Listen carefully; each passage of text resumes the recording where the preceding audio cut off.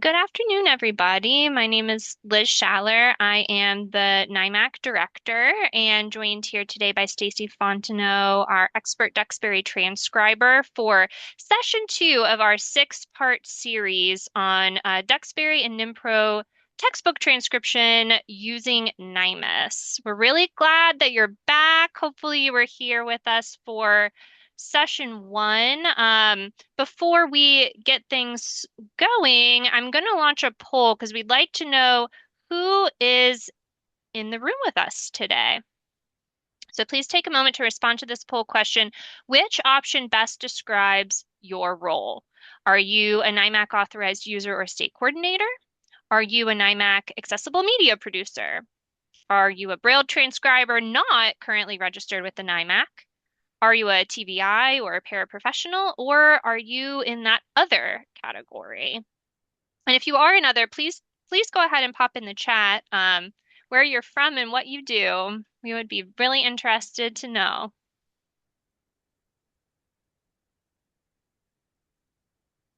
We'll give folks another moment to respond before we take a look at our answers.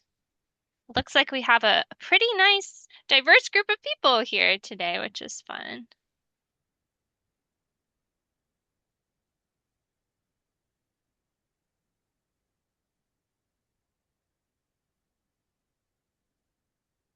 Okay, I will go ahead and end our poll and share the results. We have a very even split today with our participants between NIMAC users and folks who aren't currently NIMAC users, and some as well as some TBIs and paraprofessionals. So great to have all of you with us today.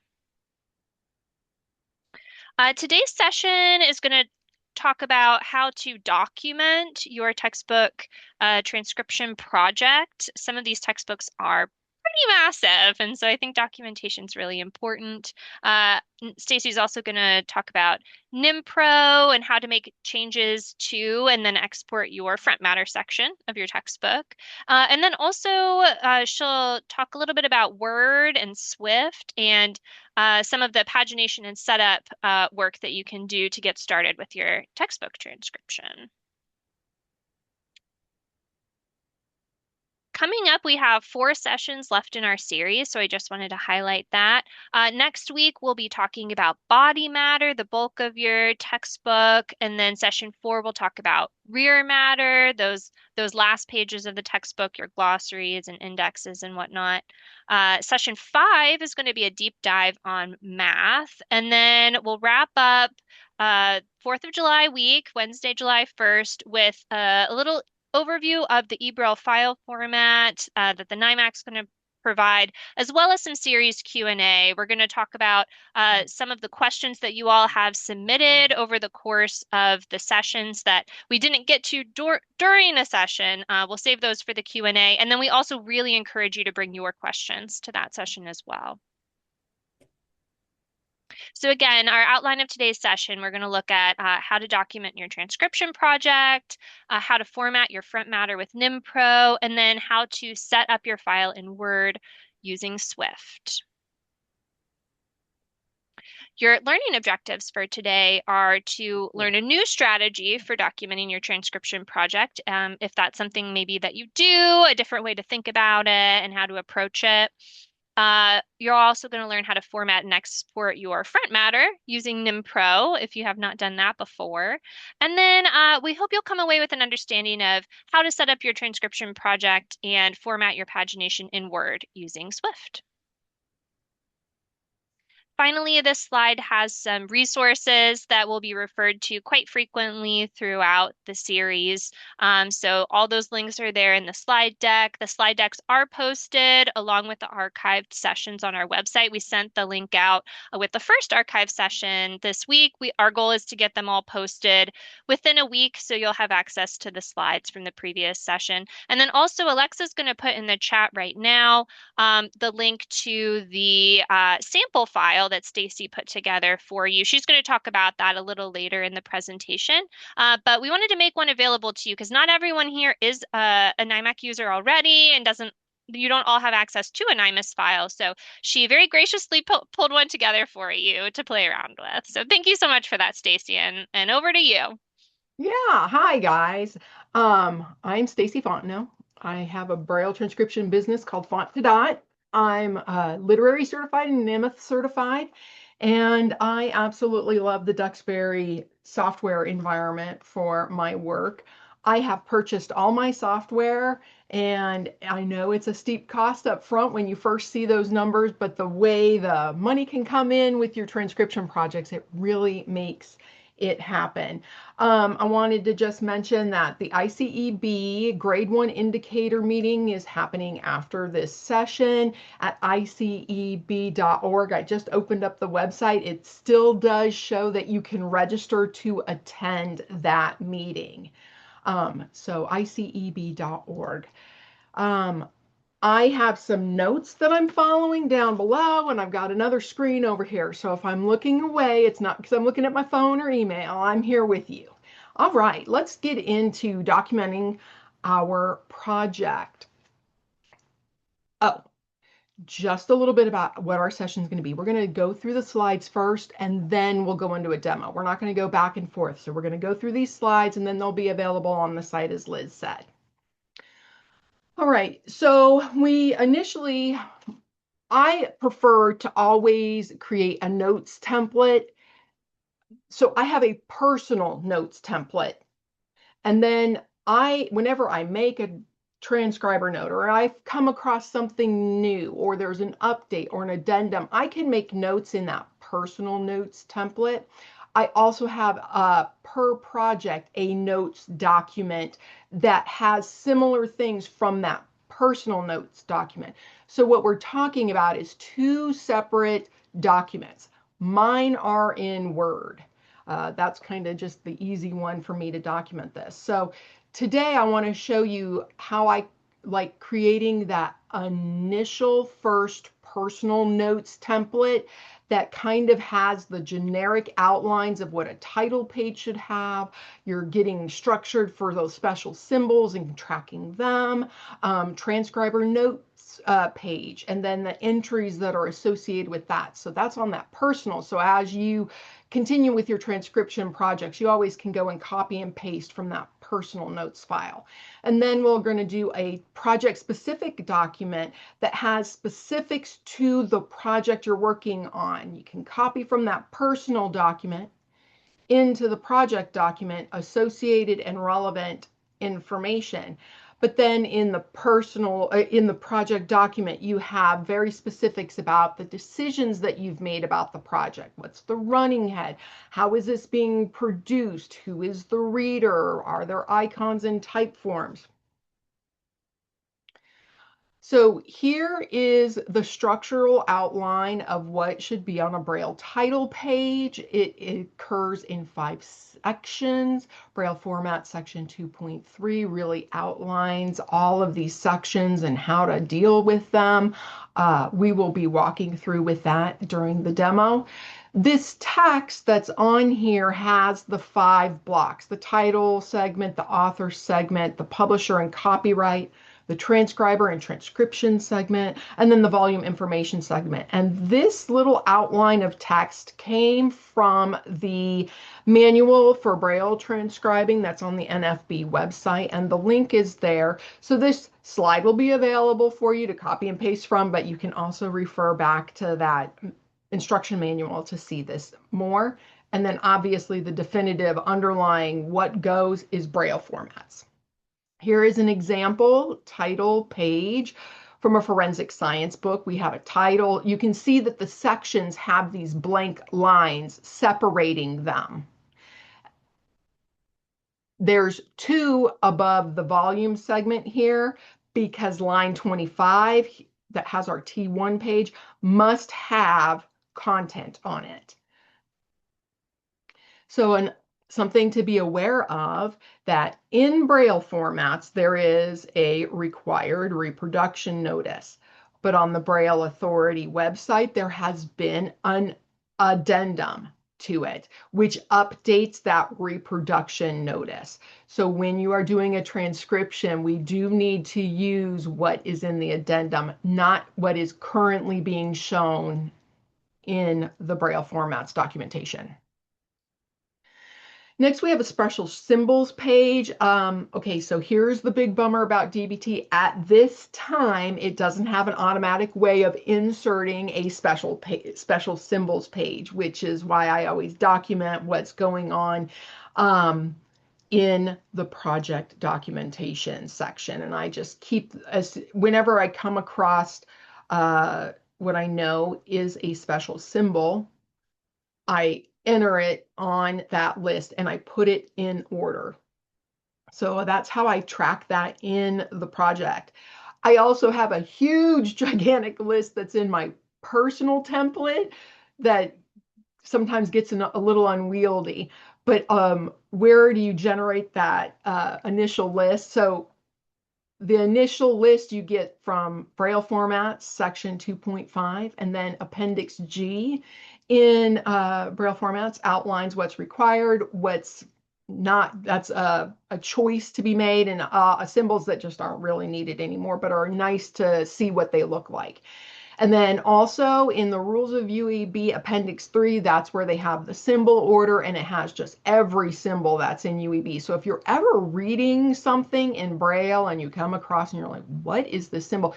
You can go into the Rules of UEB and look in that special symbols section of Appendix 3 and figure it out. This is an example special symbols page. We've got the running head, special symbols used in this volume, which is that nice heading that's been structured and it balanced well. Sometimes you'll come across where it'll say special symbols used, and then in this volume, that's not the way it's supposed to be because that's not a balanced heading. And so that's the answer to that. I get that question occasionally, like, why is it split this way? Our transcribers notes page, Braille Formats 2.6 gives us a lot more information about formatting this.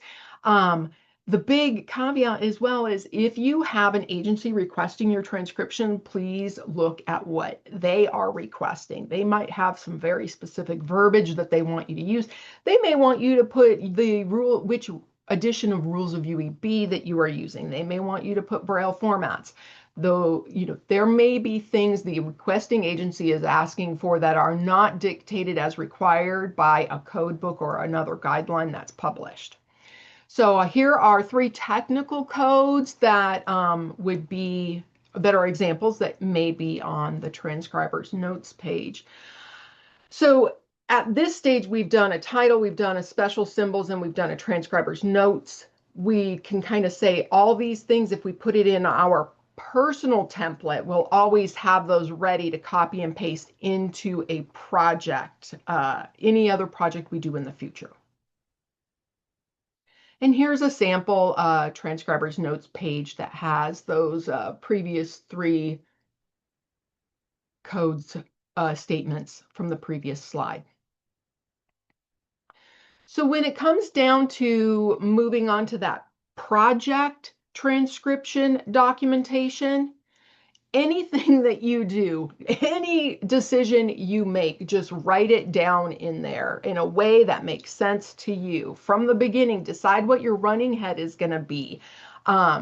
Decide if, when you get into NimPro and you're making heading changes, write down what those headings change that you are making so it makes more sense of when you look at the print, what enacted in the digital realm of NimPro. Reviewing the project from the beginning and going through page by page, understanding what type forms exist. Are every glossary word blue? Do you need to make a statement that blue words are found in the glossary? Those would be important to know at the beginning of your project so you can be consistent. Nothing like getting to, chapter 5 and there's a new one and you just got so excited to start the project you didn't kind of flip through the whole thing.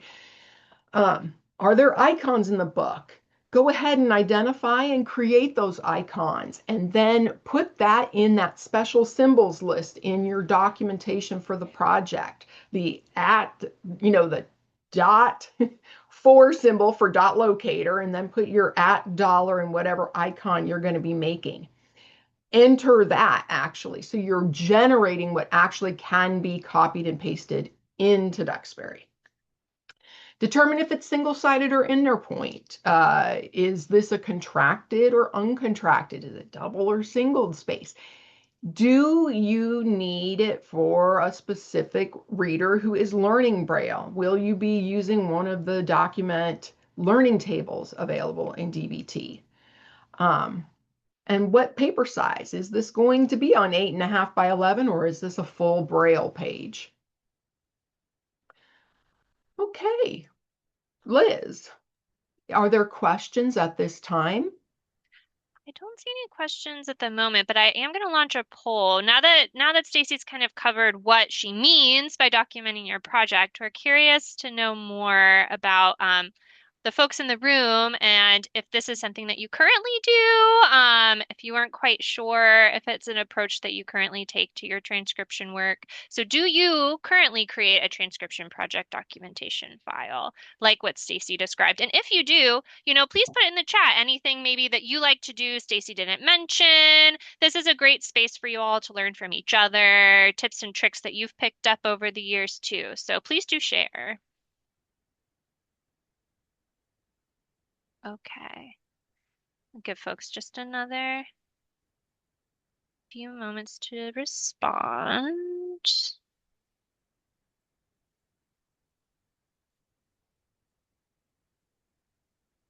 Okay.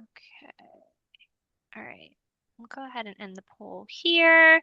So it looks like currently 32% said yes, you do create a documentation file. 62% said no, and there were a few folks who were unsure. So this is like great information then, and I think something that maybe will help you all with future projects. Let's see if anyone put anything in the chat that they like to do. Okay. Jane said she likes to make her list on paper. Uh-huh. Good. So still documenting, just in a different way. Yeah. Yeah, Perfect. absolutely. Absolutely. Okay. Well, I don't see any questions, so if you want to keep going, Stacy. Perfect. So now that we've got some Word documents happening, let's flip over to the NimPro side. And when we open up our XML in NimPro, we are just going to deal today with our front matter. So we can go ahead and look at what the front matter is, run any wizards that are pertinent, like the table of contents wizards, or adjust any headings. We can also go in and manually make style changes to things like any type of list that may be existing that possibly is tagged something else in the XML. And then from NimPro, export that out to a Word document, the docx, so that we can open it and work successfully with Swift in Word. Here's an example of a table of contents in NimPro after the table of contents wizard has been used. Okay, now setting up in Word using Swift. So in Word, what we'll do is we'll designate the T pages and the P pages using Swift and the underlying BANA template. I will say, I'll just interject, Swift is a free product from duxburysystems.com that can be downloaded and installed for the use in Word. Okay, so we will open the exported file in Word that we had generated from NimPro. And then in Swift, we're going to designate those T pages and then the P pages. We're going to add the running head. We're going to deal with our Braille page numbering. And then when we get to the end of the preliminary matter, we're going to stop the running head, restate the title, and restate the running head. So we've basically generated all that preliminary page matter that would be needed in our first Braille volume. And then once we have that in our Word, what we'll do is we'll take the project document that we had, that we had documented all of the information about this project, and from it we will copy and paste any relevant things into the project document itself, the actual Word document that we will send to DBT. So let's just be clear, just at this stage, because I know it can be confusing. We've got a Word document that's our personal notes. We have a Word document that is for the project. We have a NimPro Word document that was exported frontmatter. And then we have a Word document that is actually our braille file. Okay, lots going on. Okay. So in Word, here is that frontmatter table of contents that this is how it would appear. We could see that the same table of contents styles came over successfully. Okay. Are there any questions at this time, Liz? I don't see any, but I am curious to know how many folks in the room use Swift already. Is it something that you use? So, yes, I use it all the time. Yes, I've used it a few times. No, I've never used it or unsure.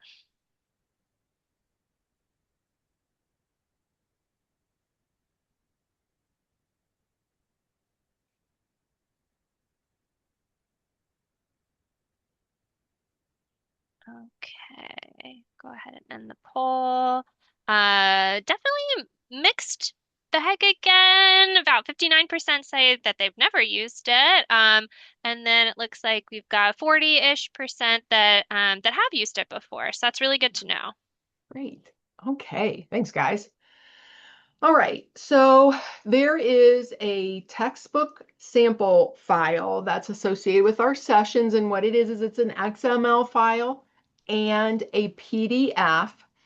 And I made it just so that there would be something that users could just play with. If you wanted to try to figure out how NimPro works, if you wanted to just mess with something, it's available. It is not a true NIMAS file. It's not marked up, properly to fit NIMAS standards, but it works really well for the content of our class and gives you something to just mess around with, to play with, especially if you don't have access to a NIMAS or an XML file in some kind of publisher realm. This at least gives you something to play around with. So we'll look more at that in the demo. It was sent out in an email, but it's also going to be posted with the sessions on the website. And the link is in the chat right now as well. So if you didn't download it from your email yesterday, you can download it from the link in the chat. Yay, great, thanks. Yeah. Okay, so this is the end of the slides. We're going to start our demo. And what we're going to do is we're going to go and we're going to create a personal notes document. We're going to create the document for our project. We're going to work in NimPro and get our front matter out to a Word document. We're going to work on that exported document in Word with the Swift interface to format those preliminary pages. And then we'll take that into Duxbury to refine it and create our first Braille volume. Okay. Great. We did have one question in the chat. Stacy, Paulo is Yeah. asking, do or did you open the NIMAS file in Word? No, I opened it in NimPro. Great. It's a good question because you did describe a lot of different Word files happening at one time. So I sure it's a did. And lot to I juggle for know, sure. in my mind, oh, this is making sense in the PowerPoint. So I'm hopeful that in our demo, Yeah. things will become a little more clear. Yeah. Okay, let me end the slideshow and move it off site here. I'm going to get my notes all in order here. Okay, so first things first, let's take a look at what the file looks like. So, okay, and that sharing thing, okay, the little share tab at the top gets in the way. All right, so from your downloads, if you got the download, the sample NIMAS file for transcribers, just like we do with a NIMAS file, we're going to extract it, get our folder. I always put my zip right back into this folder so I have it. And I'm going to just, now I want to create my project folder. So in my documents folder, wherever you work best, create a new folder that is named for this project. So the name of this thing is called Textbook Exemplar. And we will look at the folder contents shortly. Let's just get this set up first. So from our downloads, let's go ahead and just move it on in there. So now we're working in our project folder, Textbook Exemplar. So this is kind of like the NIMAS file, if this were a real NIMAS, but I usually keep everything associated with that XML file in this particular folder. So what you have in that zip are two documents. The first is a PDF. I'm going to move it to the right and I'm going to go to the top page. So when you open it, this is what it is. It's got 42 pages. It's got a little cover. And as you cycle through, you will see you could print this front and back and it'll turn it into like a little textbook. And this file, I'm just going to state again, is really to support learning of Braille transcription software. It's got a fake little copyright page so you can extract information for a Braille title page, got some acknowledgments, got a dedication just so you can play with that type of front matter material, a table of contents, and then a preface. And then it moves into chapter 1. And the chapters kind of have different content materials so that you can play with different aspects of Duxbury and see how codes work or what styles work, what's available, how things might come in from an XML file. And then listen, exercise. We even have some diacritics I threw in there because they're always fun to play with.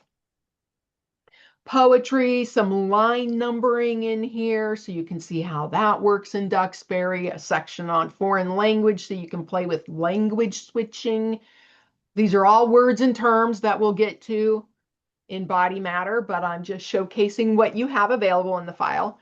And then there's chapter 2, which has some math. So you can kind of see how math ML, which is how math is structured in a NIMAS file, how that might come through or what it might look like when you get it into Duxbury to do some transcription. It ends that chapter with some things to look out for that may not be tagged as math, so you'll be aware of those, and just some other tidbits and a table. And then it ends this with a reference section where we have kind of like a bibliography, but it's really a great resource section that will lead you to some interesting resources for transcription. And then a glossary, and I know this isn't like a true glossary, but man, do we ever have a lot of abbreviations in our field. So here's some that I come across and I always laugh. Maybe I should know these. So this little section is marked up to behave like a glossary. So you can see how that looks in NimPro. And then an index. So that's the 42-page PDF. Now let's go ahead and open it up in NimPro, which I have open here. So all these little X's are showing you where images are. We do not have the images associated with the XML, and that's okay. We have the print by which to go by. All right. So hold on. I want to keep this in the structure that I did the PowerPoint. And in the PowerPoint, we actually talked about documenting this first and then getting into this. So we're going to come back to NimPro. Sorry, guys. Let's talk about the documentation aspect and get that underway. Okay.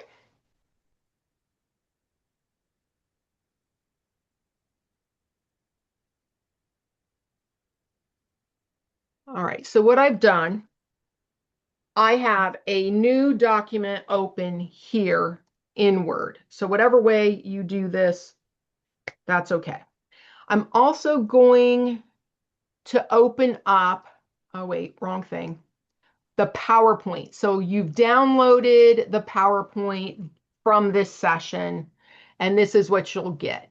So I'm doing this so we can copy some of that stuff. So I'm creating my own personal type of documentation where I can store all my transcribers notes and all the things that I learn along the way. Because I can't tell you how many times I've learned something and then I go to remember it and I just can't remember the exactitude of it, nor can I find the exact spot in what code book. So I always write this down in my own personal knowledge base. So,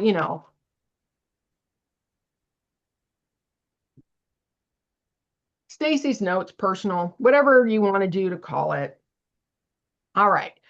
So what I want to do is I want to remember how to create these title pages. I don't want to have to go hunt it down. I kind of want to get everything all in one shot, all ready to go. So in the PowerPoint that you get, let's go to the slide 8 has the title page that came from the manual of Braille transcribing. I'm going to actually copy that and I'm going to paste it in here. That way I know, okay, here's the structure. Here's what I'm looking for whenever I start a project. And then I'm going to go 2 slides down to get that updated required reproduction notice. And I'm going to copy it. I'm going to zoom in here because we can see one part of this has the reproduction notice.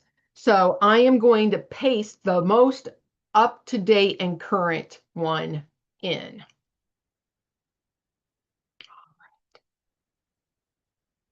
And then every special symbol. So that we've got this for the title page. So now I'm going to make another one and, special symbols.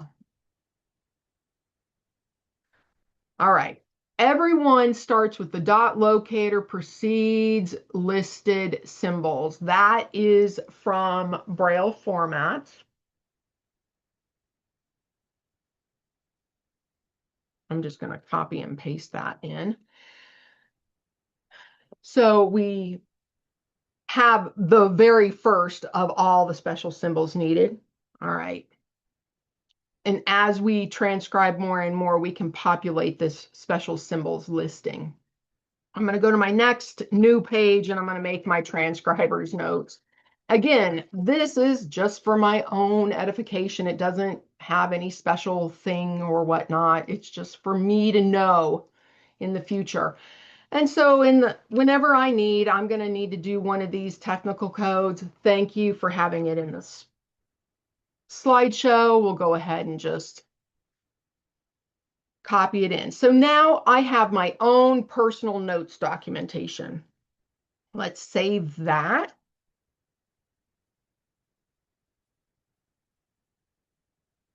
We'll just put Stacy's notes personal. Let's make it easy, huh? And for our purposes, I'm going to put everything in session 2. Okay, great. So I have at least the general outline of what's going on here. We've got the reproduction notice pasted in. Got the special symbols. All right, add transcriber note symbols here as you learn them. Perfect. All right. Now, coming up here, we're going to go back into our PowerPoint because remember there were a few things, this document any all decisions. If I'm going to have this personal thing be a template that I can just copy and paste from, these are aspects of a Braille transcription I am going to want to know more about. So I'm going to move to another. So I've pasted this kind of at the top because it just makes sense in my mind. You can paste it wherever you want. But here's kind of some things that I might ask myself when I get a new project.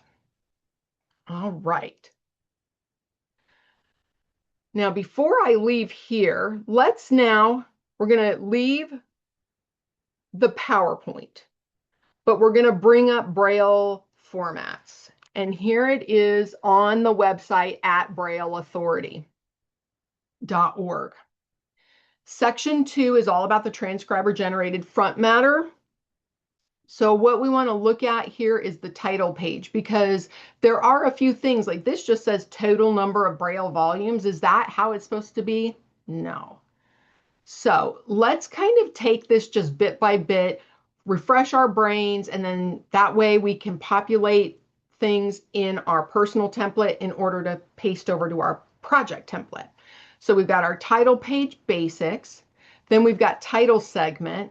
Okay, we've got title ready there to go. The author segment comes next. And then the publisher and copyright statement. So when authorized by copyright law, it says published by. So when you're doing something for an authorized agency, it's published by. So it's kind of easy to just say, let's just put published by in this so we know that's what goes there. Publisher's first or principal address, city and state. We can replace that when we do our project. Publisher's website, same thing. Copyright year and holder, same thing. Going to get extracted from the project. There's our statement. Now the ISBN, we don't just list the ISBN. Braille formats tells us a way that we should list it. So I'm scrolling down to this next section that says ISBN and how it needs to be treated. And it says precede the ISBN with transcription of. Our transcription, this little sample file we're playing with, has one ISBN. So we're just going to copy the transcription of and put it in front of the ISBN. And then that way we're ready to go. Printing history also has a little something. It says printing history with a colon. So the transcription of didn't have a colon for a single, but if you look down here, it seems to have it when you have a 10 and a 13 digit ISBN. So when you have two, you end up with the ISBN on two lines below transcription of. So printing history colon, we're going to paste that in here as well. Okay. Moving along, we see transcriber and transcription segment in Braille formats with a very specific sample. So one thing I will also do here, if you are going for any type of certification, if there is a sample in Braille formats, that is the exact text. So I always use just the text that's in Braille formats, copy and paste it into your transcription project. No need to try to tell somebody how a table has been changed. Just copy it from Braille formats and make life easy. So that's what we're going to do with this transcriber segment here. Copy and then paste that here. All right, so there we have the year and base code for our transcription name. I did want to point out that in the PowerPoint, I included on the sample page the statement about UEB with NIMAS. So you can see that in two different methods since we have different transcriptions going on. Now, when you do this, change the date. I have made this mistake and had a proofreader coming back like, where did you get 2015 from? And then refer to your agency guidelines for the affiliation and any type of address that may be needed. And then down to this volume segment, we can see in Braille formats, if we have one volume, it just says in one volume, Braille pages, print pages. But if we have multi, we say how many volumes, what the volume is, and then the Braille and the print. You can just copy, you can type out these aren't selectable, but you can replace this bottom section here. And there you end up having this title segment. I also want to let you know if you do one volume, also it's in one volume. I've also sent out a few that said in one volumes. So you got to make sure when you say have just one, you also update that because that's a little embarrassing to send out. All right. So here we have like a fake title page. I'm going back to the top of this personal notes document where we have things that'll definitely be copied and pasted again for a project. But I always write down if I keep having a proofreader come back to me and say, this is a problem, this is a problem, this is a problem. I know, hey, don't send a volume out until you've searched and you've replaced and you've addressed that. Don't keep making the same mistakes. And you'll do a project and then you'll do a couple more and then you'll do a project and all of a sudden you're replicating a mistake from that very first project. Well, if you have this known problem, and it may not even be your problem, it may be something associated with the software, it may be something associated with a style. Who knows how it's coming up? If you just write down your known issues, that way before you distribute your volume, you can address them. And there we go.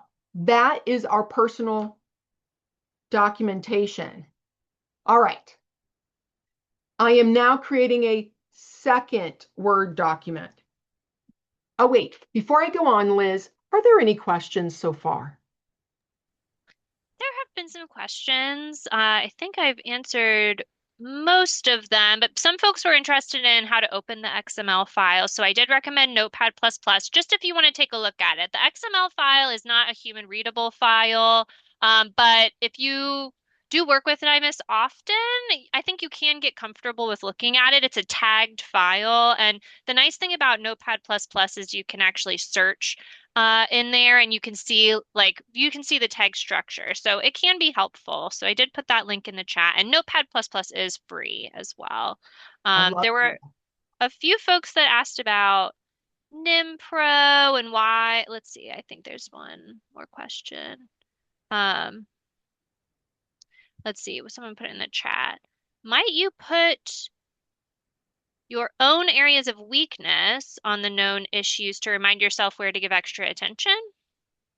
Yes, for sure, for sure. You know, years ago, there was a document from where when I say years ago, 20 years ago, it was from a proofreader of Nemeth, and it was known Nemeth problems. And please don't send off unless you check your file for this. And ever since I saw that, I have done this for myself. Yeah, that's a great tip. Oh, one question that came up earlier, I just do want to address it out loud because I don't want anyone to be confused. The NIMAS files do not contain the PDF of the full book. The PDF that's in a NIMAS file is just the title and copyright pages, and it is for you to verify that the NIMAS file you downloaded corresponds with the book that you're transcribing. So we included a PDF in order to replicate the transcriber experience where you would have both the book and the NIMAS XML file, but that's not what you would get in a download from the NIMAC. So just want to make sure everyone's clear on that. That's very good. I also like that you said you can verify that is the file that corresponds to your print book because that is something that has come up with me. So that's a good statement. I did also want to say the XML file that is this two-part set, this textbook exemplar, is for you to play with an XML file. You also have the full PDF so that you can also play with how does DBT open a PDF? How do I extract text from a PDF? Copy and paste. Why when I copy and paste I can't see it? So you have multiple things to play with between the XML and the PDF of the textbook exemplar. You aren't just stuck going, I can't play with this at all because I don't have NimPro and I don't know how to get the XML. You do have the PDF to play with as well. And we do have one more question. I think it's a good transition back into what you're doing now. Do you recommend transcribing from a NIMAS file alone or also using a print book in addition to the NIMAS file? Why do you need both, Stacy? Okay, you all, yes, you need both. I have done projects where there are discrepancies between the two, and it's not readily solvable between the NIMAC or the requesting of an older edition of a textbook, so it doesn't match the most recent NIMAS file. So to ensure accuracy to print, we should have that available and that resource be checked. Keep in mind that when a proofreader and a copy holder are working together, they are reading the print book and the braille you provide. Anything else before we move on? Nope, I don't think so. Great. Okay, so now let's work on creating a note document for our project. So this is the textbook exemplar project that we are going to do. Let's go ahead and save that. Um, let's go to more options. Let's save this. Make sure I'm in session 2. I created my textbook exemplar.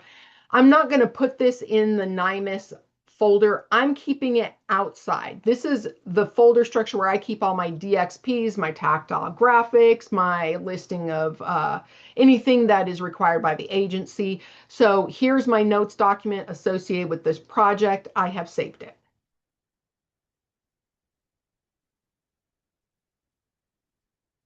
I'm double checking my notes because I don't want us to.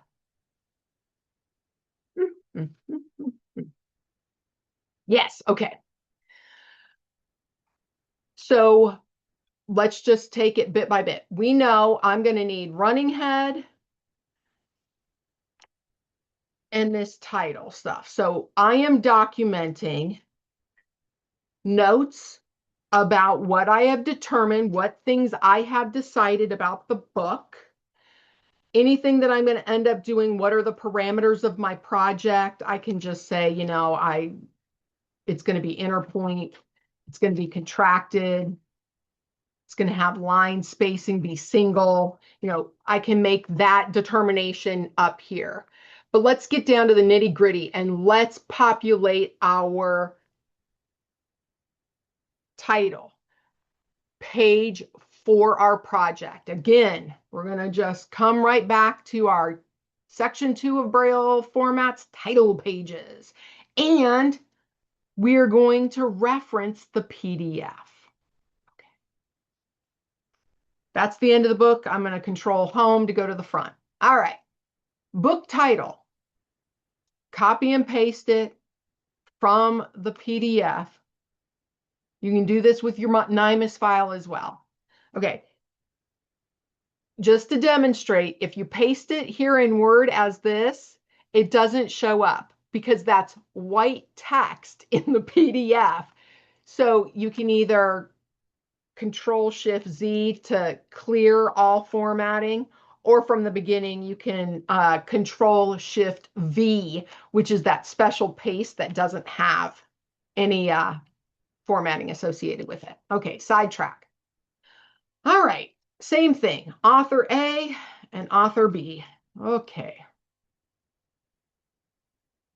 I know this seems very boring, but it's very important that you kind of take it bit by bit and just start out strong from the beginning so that when you start transcribing, that's all you're doing. You are just zooming. Well, this one's pretty nice. It full on says published by NIMAC, okay? And the publisher's first or principal city, this town, this state. Okay, I'm going to take those first and copy them in.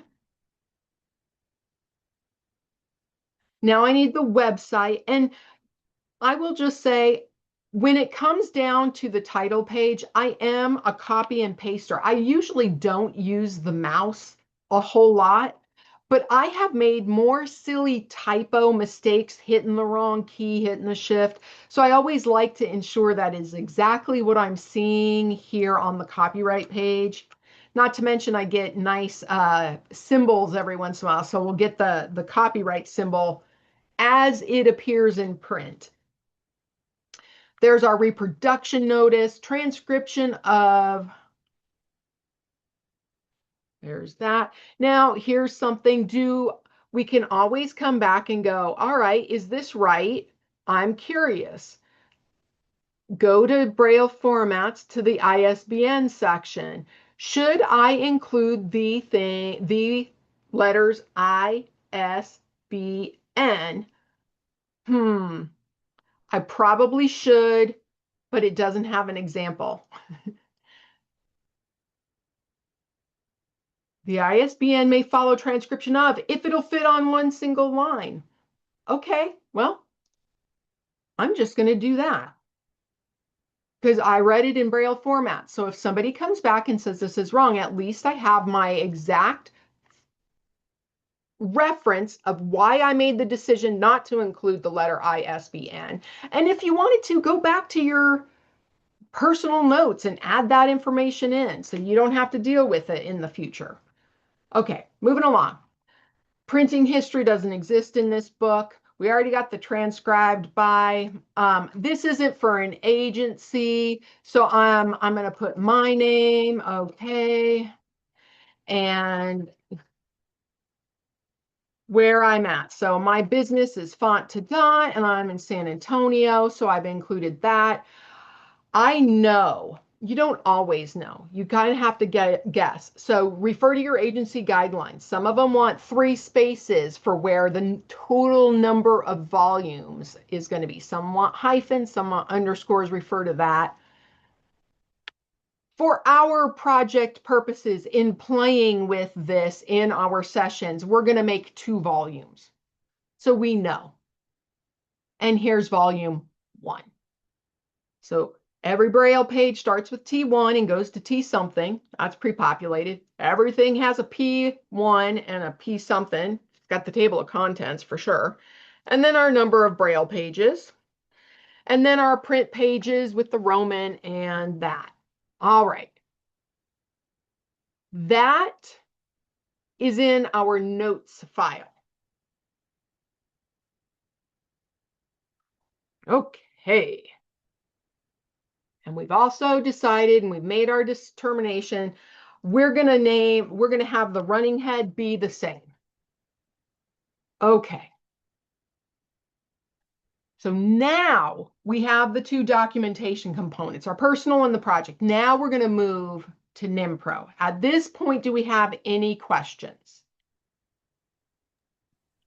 I don't see any in the chat. Does anyone have any questions?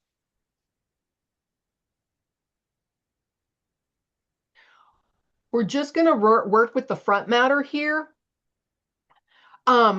So there were some questions from last session that I wanted to address. At any time, you can use the keyboard shortcut keys that are available in NimPro to change an existing style, but there's only select styles that you can use.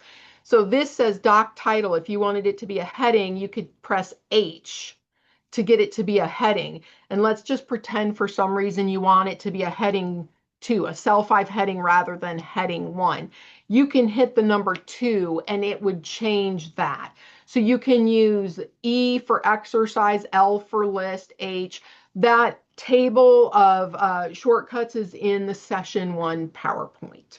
Okay, so as we move along, we've got the front page, copyright, there's our acknowledgments, there's the dedication, here's our contents, which is structured as a list. Let's run our table of contents wizard and change list styles to the TOC.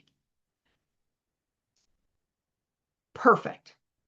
And now our preface, these little things are where our icons would be. And I'm going to move this over and bring up the PDF again next to here.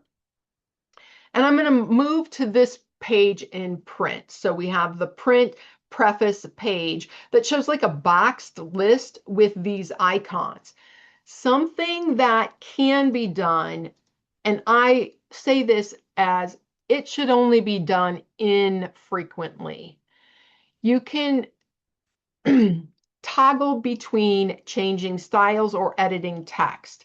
So if you've determined what your icons are going to be, you can actually enter that into the text here. And then when you export, it would be included. But you always want to make sure that you go back to editing styles, because here, this is a list. So I'm going to use the letter L to change that body text to list. Okay. And because we can't have any undo or redo, we're going to save our file, our NimPro file, in our NIMAS folder. Okay. So now let's look at our folder structure of where we're at. There's the NimPro file we just had. And now we're going to export the front matter. So File, Export, docx, and we're going to move this actually back up. I don't want this in my NIMAS section because this is an export. So I can click on something and then just rename it if I want, if I'm tired of. So there's our front matter, exporting to our choice of word template. You could be using the BANA 2024 template, this 2017, whichever one you have installed on your system. Okay, moving that off, I am now going to open that NIMAS file that we just opened.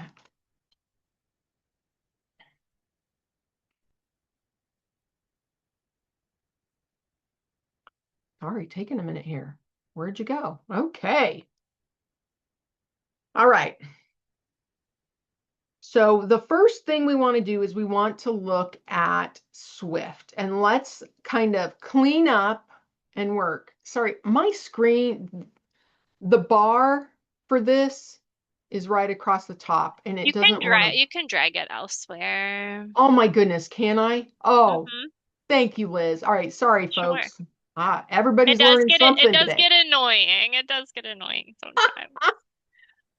All right, so on the left side of the screen is what we just exported from NimPro. I'm going to go back up to the top of my print PDF so that we can kind of take things in order.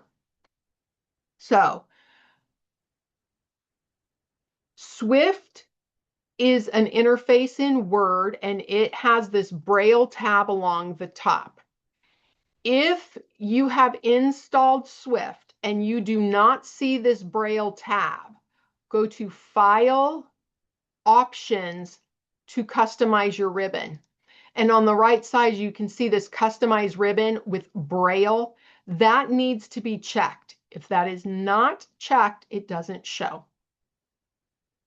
A little troubleshooting happening right there for, okay.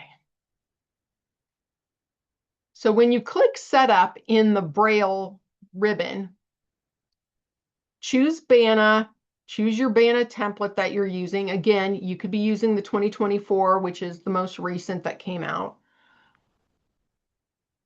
And then it kind of changes and populates, the ribbon does. And we can drop down in the left and choose which template we will use in DBT. This choice relates to the template we will use in DBT. So for this first volume, just because we're going to just use BANA UEB. I'm just going to state this. Whenever you do a Nemeth transcription, every volume in that transcription needs to be done in Nemeth. If there is only one volume of 40 and you're going to do that in Nemeth, then the whole thing becomes a Nemeth transcription. But for our intents and purposes, we're going to play that volume 1 is in UEB and volume 2 can be UEB or Nemeth. Down the road, session 5.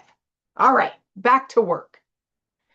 Let's use this page setup features in Swift to populate this. I'm going to expand it to be full.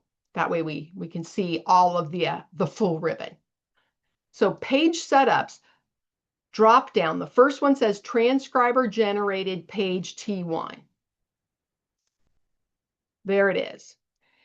If you do this and you do not see it, go to Home and toggle the pilcrow to show and hide text, because what Swift is entering is hidden text. Okay. And all right. See, I got to make a decision here. Okay.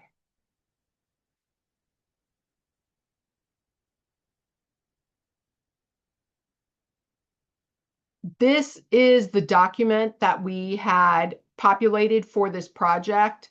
I'm going to take it off screen for copying and pasting, but that's what we saw earlier. So I'm copying and pasting what we made of the title page here. So there is the title page information, and it should be in 1:3 format. So I can select it, and I can go up to this numbered drop down, indent 1 with run over at 3, and now it's in that. If I were to choose list, we might have to deal with some blank lines, and we don't want that on the title page. All right, next, going back to page setups, is our special symbols page. Okay. It has our start of our list where I'm just gonna plop, where I can begin to plop my special symbols. So one thing that I didn't demonstrate during was if we had made those icons, I went in NimPro and I did that. Let's say that we've made that decision. So we have that in our project file, and now I can just copy and paste it right here. And what's nice from here, I can use in the Swift character area an exact translation. When I hover over it, I can see Alt Control Shift E also does that. So now when I put this in, it will be in Braille. And what I'm doing there is I am selecting, and then I'm using Control Shift Alt E as I learned in the pop-up tool help when I hovered over. So now I've at least got some special symbols ready to go here. After special symbols comes our transcriber notes page. Click in Swift. There it's already populated for us. At this time, we're going to move on because this doesn't have any specific codes that are being used that need to be documented. All right, so we're done with our T pages. We're ready to go into our preliminary page. We're going to pretend that this is an enter point and choose that. So preliminary page P1 enter point is the drop down in Swift, and it automatically tells us this text that comes up explains what is happening. So this text is going to be deleted. It doesn't show up in DBT. What we just did, this text is forced to a right-hand page for enter point, and the Braille page number is automatically set to page 1. So all of these things in Swift are going to be there ready for you. Okay, so now we're at our preliminary pages. Let's start getting rid of some of this stuff that we know we don't need. No, we do not need that textbook stuff, but we do need to capture our Braille pages. We already know what our title of our book is. We don't need this information. We don't need any of this information from the copyright page. So I'm just still deleting away, but I know now that I'm going to have a span. Roman number 1 to 3. Now our acknowledgments. Fabulous. Braille format says that each page needs to be on its own when it comes to these preliminary things. So I can just hit, I can go ahead and insert a page break for my dedication. But notice that we need to capture page 4. Don't have page 4 there. Okay. And then here is, we've got 5, but it goes to 7. We need to grab 6. Didn't come through. Probably my bad on the XML. This is a span of page. The first time it's approached, it's 6 to 7. Why am I doing this? Let's look real quick. Page 6 is blank. That's what's happening. That's what we're capturing, is this blank page. You can go up to these page number section in Swift, drop down more, and continuation textbook page number will insert the appropriate code for the last page that it's on. So when this table of contents goes to additional pages, it's not going to say 6 to 7. It's just going to say 7 on subsequent pages. All right.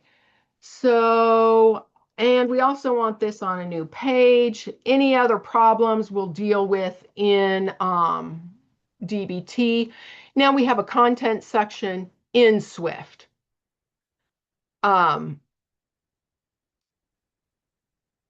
Sorry.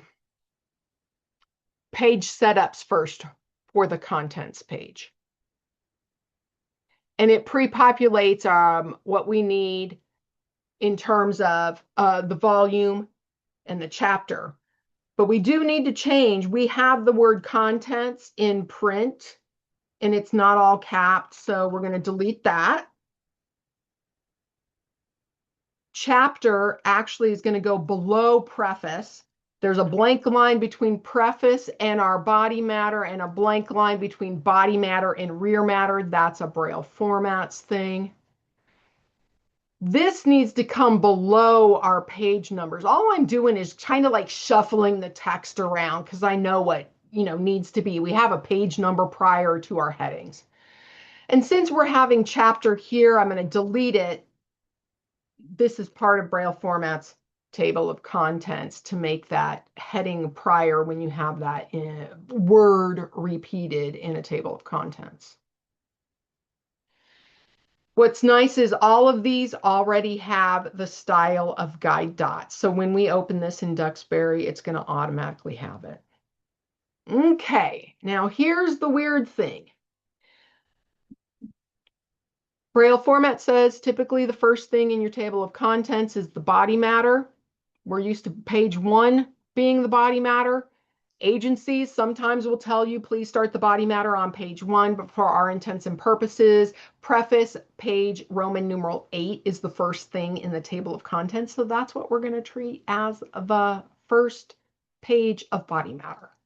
So from page setups, main body interpoint, transition from prelims to body of text with Braille page 1.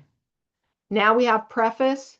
I'm going to move this over to the left so we can kind of move to our preface page since we have boxes to insert, which is in the Swift miscellaneous drop down, box begin. Go to the end of our box, miscellaneous in that Swift again, box end. And so I had determined our icons.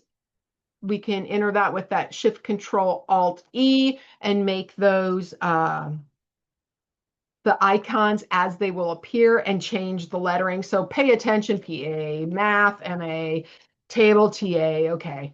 And then we also have this little happy for helpful information. We'll insert that there. Save. Let's open this up in DBT and see what we've got because that is the end of working in Swift. Are there any questions? I don't see any in the chat, but feel free to come off mute. I know Stacy just went through a lot of content, so you're more than welcome to ask your questions out loud as well.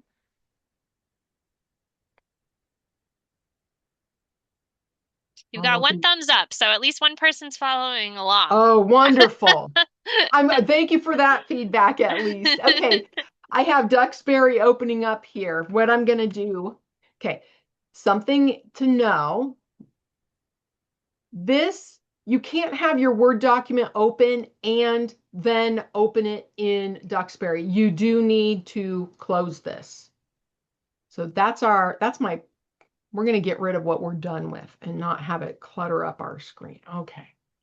Duxbury.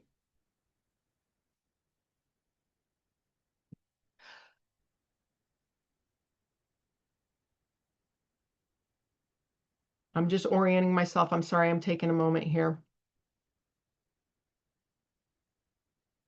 Okay. Oh, sorry. Hit my enter key. There's where we just worked on. I'm going to go back over to my PDF. And I'm going to move that to the front. I am going to choose the UEB BANA because that's what I chose in Swift. And here's what we get. So view without the codes, and we can kind of see, well, we lost some blank lines that are going to be required for the 5 sections. So let's just enter those real quick. Publishers section. Sorry, I have a green line that's also around showing me what.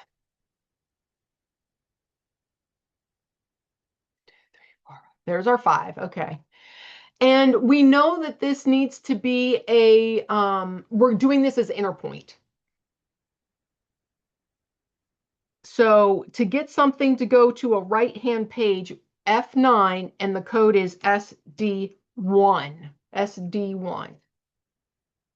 Okay. You can add a running head. This is one thing that I didn't do. I will show you real quick in Swift, you can also add your running head. It's under headings. This is where all your headings, running head is there. But we're going to add it in Duxbury. So here we are at the special symbols used, the layout field, H for the header. And we decided this was going to be textbook exemplar. So, okay. Let's translate it and see what we've got. Save it first before I translate it. Okay. And I got smart this time. I have this sectioned out for you in Braille so you know I'm actually in the Braille translation file. Okay, so we have transcription section is wrong. I missed a blank line. Okay, let's move along though and see what things look like. One, here we are in special symbols. This should be a list. So I'm going to F8 and choose list. Again, transcriber's notes need to be on that right page, F9, SV1. Okay, again, same thing for, we didn't put any, we don't have anything right there. Let's check and see what our translation does. So we've got, I got to put it says top here, but I need to put the page change. I can't just say top on there. So we have a blank page. So P2 blank, backside of our title. Special symbols right there. Oh, didn't put my running head in the right spot. Okay. So I can just take the code that was entered and cut it and paste it where it's necessary. Now it's in the right spot. Woohoo! We're going to scroll down. We have our running head on a blank side because transcriber's notes page, right side, blank side, and then we have the beginning of our print matter. Here's our acknowledgments going from page 1 to 3 Roman style. Here's our dedication 4 to 5.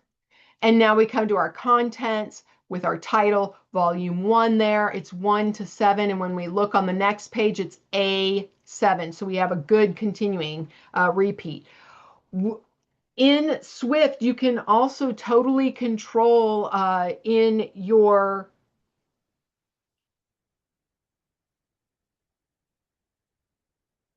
sorry, brain thought went 2 places. You can put in Swift the controls for the text to not be on line 25 in your table of contents. I'm bringing Swift back in here so you can see. I have notes here, but obviously my scribbles were illegible, so I'm sorry, guys. But you can come in here and go to your Swift interface contents, codes for first and last lines, no text, last line, all pages. And it tells you it inserts that code for you. But if we didn't do it in Swift, how can we do it when we're here? Well, it's an empty footer. So you can just lay out a footer and then put a space and hit OK, and you'll get the same codes in order to have line 25 be blank. Looks great, except for we do need to insert blank lines for preface. Let's keep looking down. We have our box with our icons, need some blank lines. And look at this. It automatically went to our Braille page 1, no longer a P page. And it started with our page 8. Okay. We said this was going to be 2 volumes. So we need to split this listing of this table of contents. Control M is, I love this little one. It's a secret one. It splits things. So now it takes whatever style that was and at that point breaks it into 2 versions of it. This is really helpful in working with exercise material with Nemeth, where it says each numbered item is formatted as 1-3 or 1-5, depending. It's not the whole entire section. So that Control M helps with those exercise sections in that. Another example. Okay. Let's go ahead and put in our volume 2 heading. So I'm going to be easy and copy and paste it. Oops. There's volume 2. Let's put our blank line before and after our box text and check if volume 2 worked out. Yes, works great. And there we go. Oh, so I believe we have entered the end of the demo. We are done. Are there questions? Is there anything? Thank you so much, Stacy. Alexa did put the link in the chat for our exit survey. We'll put the QR code up in a minute as well. For folks, a few folks had to start peeling off. So, Okay, yeah. for anyone who is here today, please do take a moment to complete the exit survey. We do give you a spot to ask questions as well. So if you have something that you'd love for Stacy to cover in one of our upcoming sessions, please go ahead and add that there as well. We really appreciate it, and we want these sessions to be tailored to what will be helpful for you. And I'm sorry while I put up the exit survey, I zoomed through all of those. I'm sure that was not enjoyable to see. I'll do better next time. Oh, you were pretty quick about it, so I didn't think it was too bad. But thank you all so much. Again, next week, Stacy's going to be talking about body matter, and it'll be, I think, another fast-paced session and a lot to learn. I'm not seeing any questions in the chat, but lots of thank yous, lots of thumbs up. So, I think it was very helpful for folks. Thank you, everyone. Appreciate it. Yeah, absolutely. Gonna go ahead and stop the recording.